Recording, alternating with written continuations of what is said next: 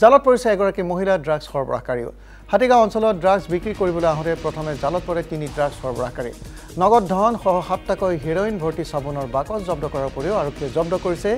AS01 DT 8861 নম্বৰৰ এখন বাহন ধৃত ড্ৰাগছ সৰবৰাহকাৰীক লৈ আৰক্ষীয়ে পুনৰ অভিযান চলালে মহানগৰীৰ হাউকুচি অঞ্চলত দ্বিতীয়টো অভিযানত কৰায়ত্ব হ'ল 5টাকৈ ড্ৰাগছ ব্যৱসায়ী জব্দ হ'ল 6টা ড্ৰাগছ ভৰ্তি চাবোনৰ বাকচ এই মুহূৰ্ততে চলি আছে আৰক্ষীৰ ড্ৰাগছ বিৰোধী অভিযান আৰু বিষয়ে ফোনযোগে আমাক সবিশেষ জনাব আমাৰ জ্যেষ্ঠ সংবাদদাতা হাফিজুৰ ৰহমানে হাফিজুৰ আপোনাৰ পৰা এই বিষয়ে অধিক তথ্য জানিব বিচাৰিছো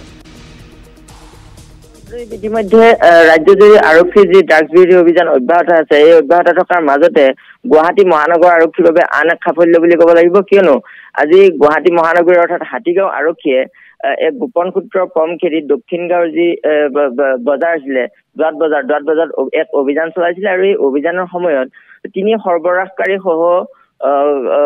যথেষ্ট পৰিমাণৰ ড্ৰাগছ জব্দ কৰিবৰ কাৰণে সক্ষম হৈছে আৰু ইতিমধ্যে এখন সেই যি ড্ৰাগছ সৰবৰাহৰ লগত জড়িত এখন বাহনো আৰক্ষীয়ে জব্দ কৰিবৰ কাৰণে সক্ষম হৈছে আৰু আমি পোৱা খবৰ অনুসৰি ইতিমধ্যে মহিদুল ইছলাম নিজামুদ্দিন আৰু এগৰাকী মহিলা এই 3গৰাকী এই ড্ৰাগছখিনি দক্ষিণ গাঁৱৰ সেই এলেকাত বিক্ৰী কৰিবৰ কাৰণে লৈ আহিছিল আৰু তেনে মুহূৰ্ততে আৰক্ষীয়ে তেওঁলোকক হাতেলতে ধৰিছিলে তাৰ পিছত তেওঁলোকক গ্ৰেপ্তাৰ কৰাৰ পিছত তেওঁলোকক যেতিয়া আৰক্ষীয়ে সোধা পোছা কৰিছিলে এই সোধা পোছাৰ অন্তত আৰু ভয়ংকৰ যি